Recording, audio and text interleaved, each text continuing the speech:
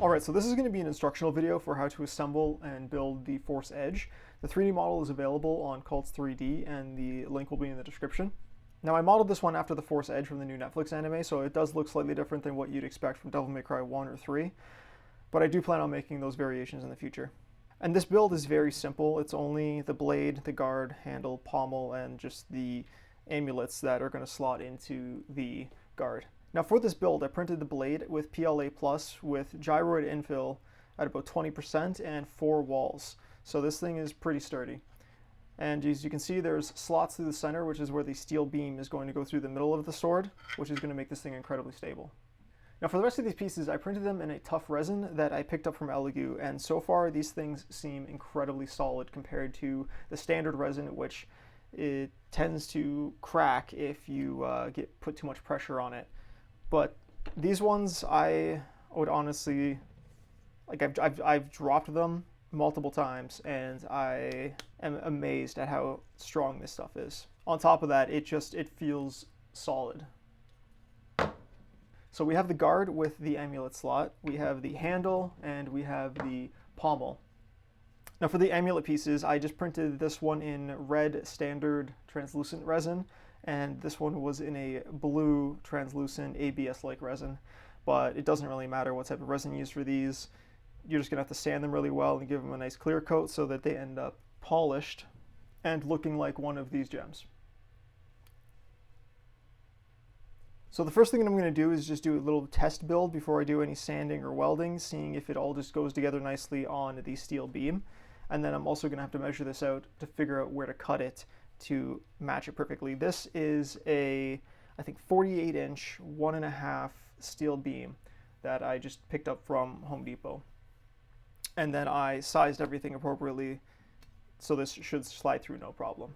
Now included in the files for this print, I did just make a 3D printable piece like this that's separated into sections and they're all numbered. I haven't personally tested it, but just in case you didn't want to use a steel beam, I basically mimicked the steel beam, and I have it set up so that the plastic beam that you would print is just going to go through the center of all of these seams. But I would really recommend just picking one of these up. This was, I think, like $18 Canadian, and it'll make the sword incredibly stable. All right, so I went through and numbered all of these, but I didn't actually account for orientation here, so I might have to fix this after, but I'm just going to slide a bunch of these in just to do a test.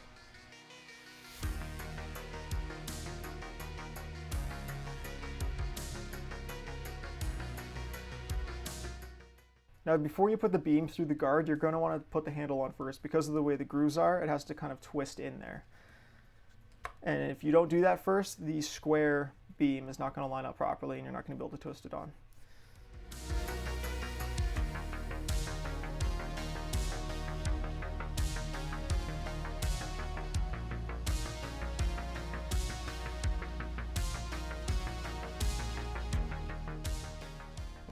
Alright, now for now I can't put this on, but this is where I'm going to have to measure out and cut this beam.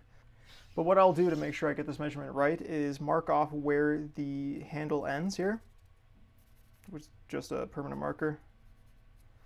I will take everything off, I will put the pommel on, mark the distance on how far up the pommel goes, take that measurement, add it here, and then I will make another cut.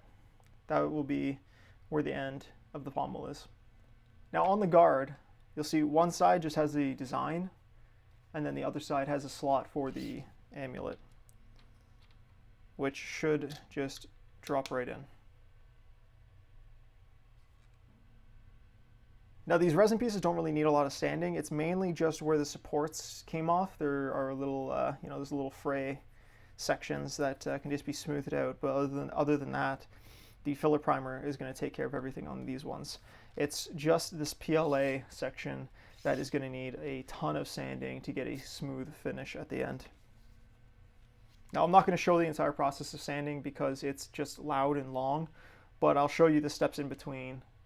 Alright, so next I'm going to weld all these seams together using a wood burning tool. Then I'm going to give it a nice sand, use a filler on the seams, sand it again, and do the filler primer. So when I weld my seams, I try to go pretty deep to get the strongest bond possible. I don't want this falling over and accidentally cracking and splitting at these points. An issue that can occur when you're doing welding like this, though, is just some surface level deformation. You don't really notice it when you're sanding, but when you go to paint it, you'll see there's going to be some pretty noticeable dips, which start to kind of bleed through when you're doing the primer painting. And they're so slight that it is very difficult to even use a filler on them. But once this thing's painted, they aren't really noticeable, especially from like a foot away. So I use this Weller wood burning tool. I picked it up at Canadian Tire for I think about $30. It has this nice kind of pointed and flat tip, which just makes it easy to get a clean line and then flatten it out after.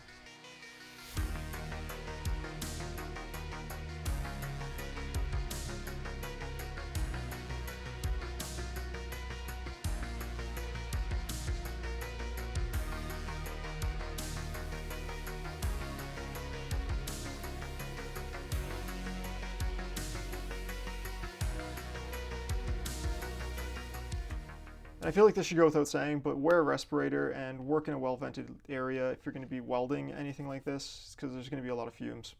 Now I'm going to weld the rest of these and I'm going to sand it. I'm not going to show you the sanding process because it's very boring, but I'll show you how smooth you should get this thing sanded before you go to the priming stages. Now for sanding, I use a mouse sander. You can sand this by hand. It's just going to take you a lot longer. This just speeds up the process 10 times. I would recommend a mouse sander over a rotary sander because the rotary sander is going to spin very fast and it's probably going to deform the plastic. But the mouse sander just vibrates, so it's not as rough on the surface. So I'm going to hit this with an 80 grit, then a 120, and then a 220. So this is the first pass of sanding I did with about an 80 grit with the mouse sander. Now you can see some of the seams did come out pretty clean. This one was a little bit too deep. I'm going to have to use a filler on that. And there are just some slight marks, I think, from the Z seam from printing that just didn't come out nice. So I'm going to do a filler on that as well. And then I'm going to hit this with the 120 and try to get it a little more smooth. All right, so I just did another pass on the blade with 120 grit sandpaper, this time by hand.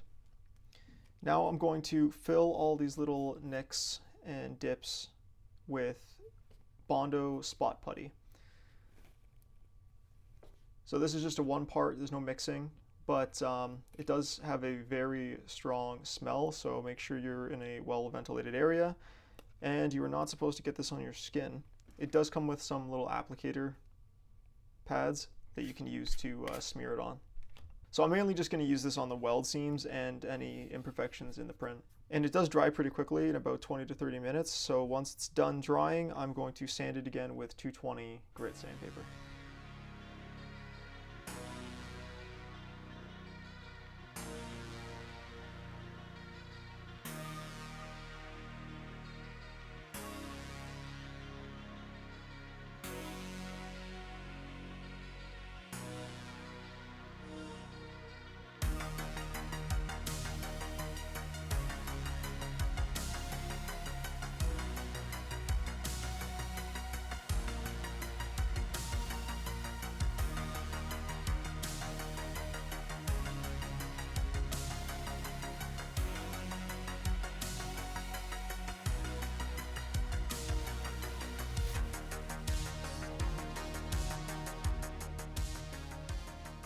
So if you're not careful like me and you just get some on your hands, just wash it off really quickly.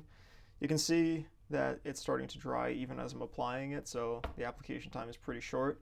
So I'll come back in about half an hour, sand it down, and see if I need to fill any more spots. Alright, so I finished with the Bondo spot putty and sanded it down with the 220 grit sandpaper. So this is what it's going to look like before you do the primer.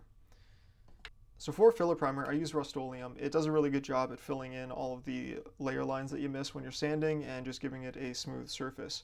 So if you go to pick this up in the store, it's usually about $24 Canadian, but I have a website that I get it from that it comes out to about $14 a can, so you save quite a bit of money. I'll put the links to that website in the description below. So I'm going to give the rest of these parts a quick sand, and then I'm going to give them a coat with the filler primer. I've just given the resin parts a light sand with the 220 grit sandpaper, but before I paint them, I do want to attach the handle to the guard, because I do want to use a little bit of resin to fill in the gaps around the connection point between these two pieces. I'm going to clean them up in a tub of water just to get the residue from the sanding off, and then I'm going to join them together.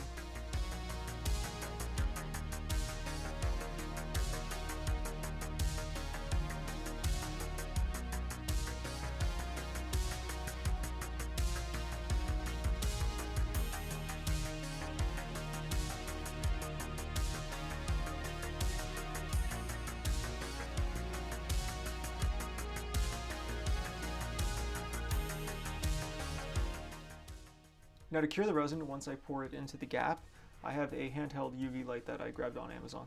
And I'm just using a little eyedropper to transfer the resin in.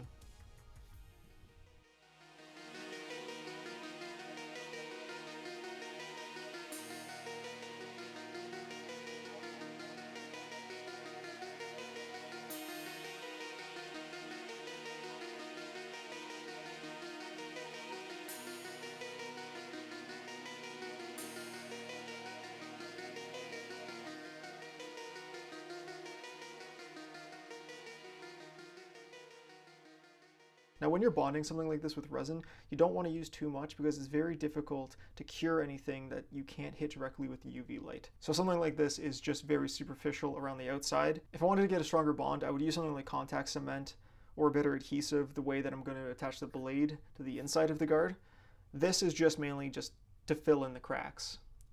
I could have also used a filler like Bondo or wood filler, but this was just easier for me. Now that this is cured, it's pretty strong and it's in there pretty tight.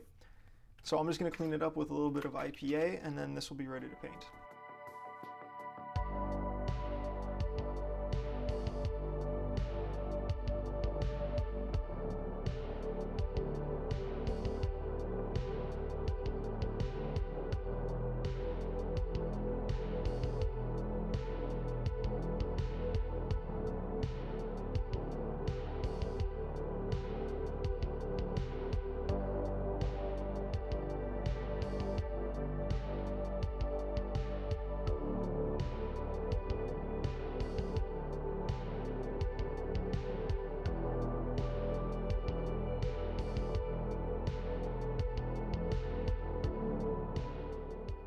Now that it's been primed, you're going to want to go over it with about 220 grit sandpaper just to clean up the surface before we hit this with the black glossy coat.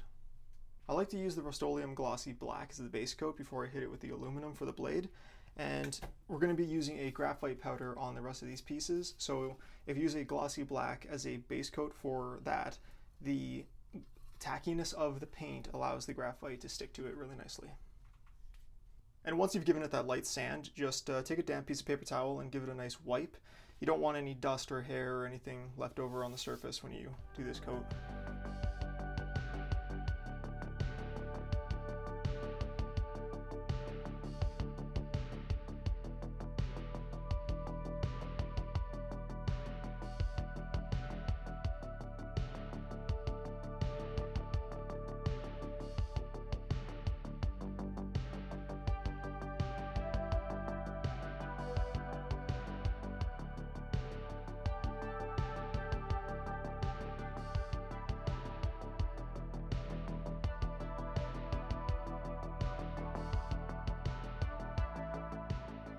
Alright, before I do the aluminum coat on the blade, I'm going to give this a wet sand just to give it a nicer finish. Now to do the wet sand, you just need some really high grit sandpaper and some water. So I'm going to just mist the blade with some water and then work through it with the sandpaper. Now I'm going to be doing this with 2000 grit sandpaper and that should be enough for what I want. You're just going to want to do a light sand. When you start, it's going to be pretty rough, but as you work through it, it's going to start to smooth out and that's all you need to do. You don't want to take the black coat off.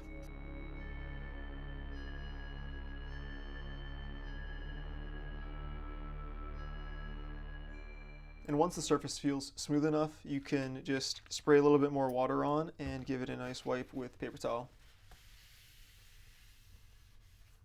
Now once it's dried, it's not going to look the cleanest, and you might have to give it another coat of black, but after that it should be good to go for the aluminum. But it's going to feel incredibly smooth.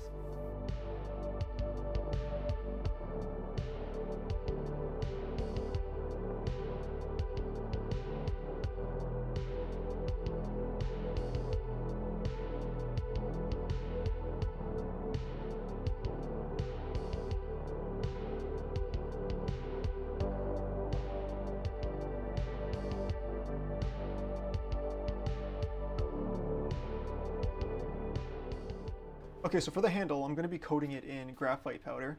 You can grab this stuff on Amazon, it's not too expensive, and I'll have a link in the description below.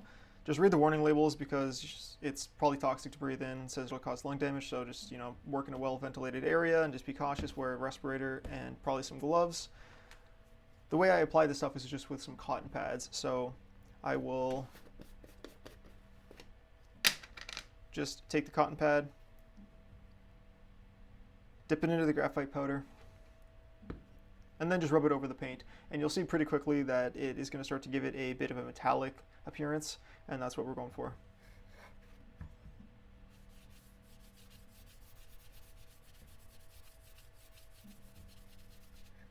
See, already it's pretty shiny. So we're just going to do that for the entire thing, and then we're also going to do it for the pommel, and that is it.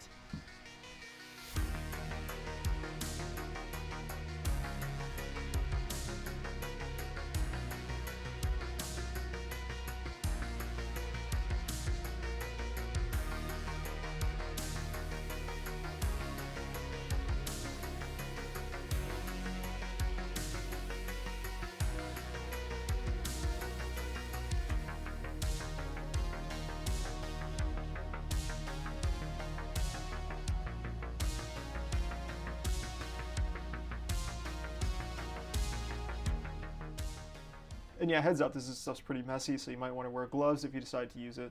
So the pommel didn't work out the way I intended it to. I originally wanted to drill a hole through the beam and then have this plug go through it to kind of lock the pommel in place and have it all connected. But the hole was too large for the steel beam, so what I ended up doing is just cutting the plug that I had, putting it in both ends, and just gluing it in place. I'm just going to put a quick coat of paint over it, and you're not really going to notice it. Alright, now we just have to clean up the gem pieces. We're going to give them a light sand, and then we're going to hit it with a nice glossy clear coat. Now for these resin pieces, I start with a 220 grit sandpaper just to get the bumps from the supports off, and then a 2000 or 3000 grit, and then it should be fine to hit with the clear coat. So I've already done the initial sanding on these with the 220 grit sandpaper, so I'm just going to do the wet sanding now.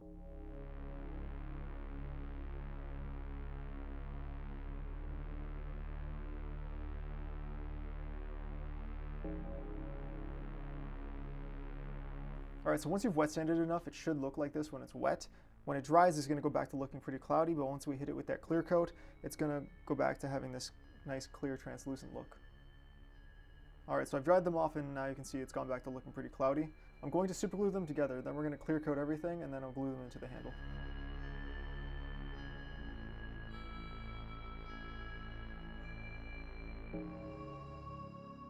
So the reason that I glued it now instead of after the clear coat is I'm pretty sure you're going to get a better bond with the super glue directly on the resin part instead of on the paint from the clear coat. But also the glue likes to kind of run, and you're going to want to sand it again after you've glued it just to clean up any excess glue, and then it should be ready for a clear coat.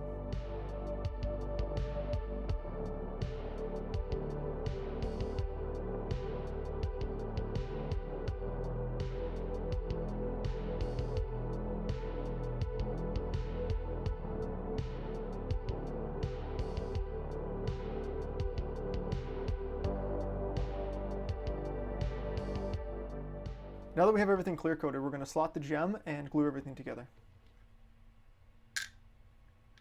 Now to glue the gem in place, I like to use hot glue. It spreads nicely over the surface area, and when you're gluing these resin pieces, it's going to be visible through it, so you want it to distribute nicely over the surface area so it isn't visible. And you don't want to use too much because you don't want it seeping out of the side. So for this, I'm just going to use a little bit directly in the middle, press the gem in, and try to get it to spread out.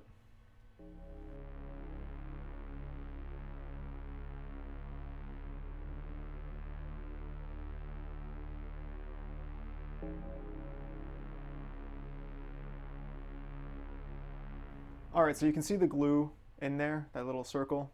I didn't use enough, so my options are I can either try to pop this out quickly, which is going to rip some of the paint off probably, and re-glue it, or I could just leave it like that. For the sake of the video, I'm probably just going to rip it out and see if I can re-glue it.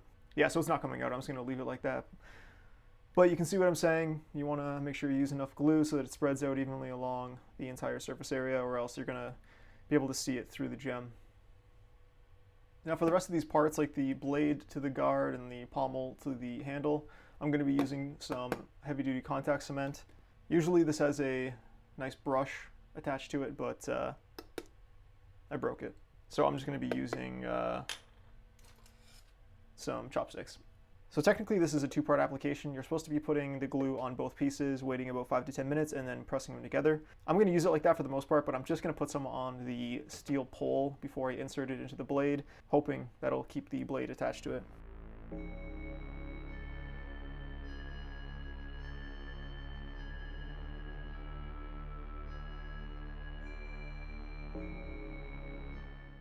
All right, now I'm going to apply some glue down here where the blade is going to sit inside the guard. But once I apply this, I'm going to wait about 5 to 10 minutes, let it settle, and then stick it all together.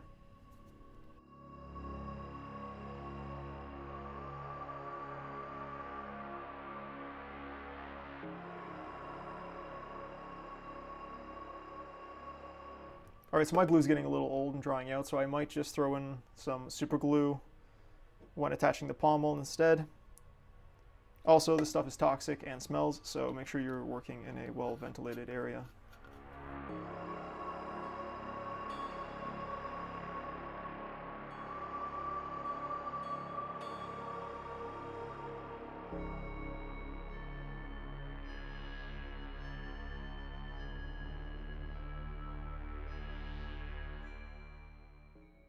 So for the pommel, I'm going to switch it up a little bit. I'm just going to use some super glue on the inset here and then just drip some down into the opening for the steel rod.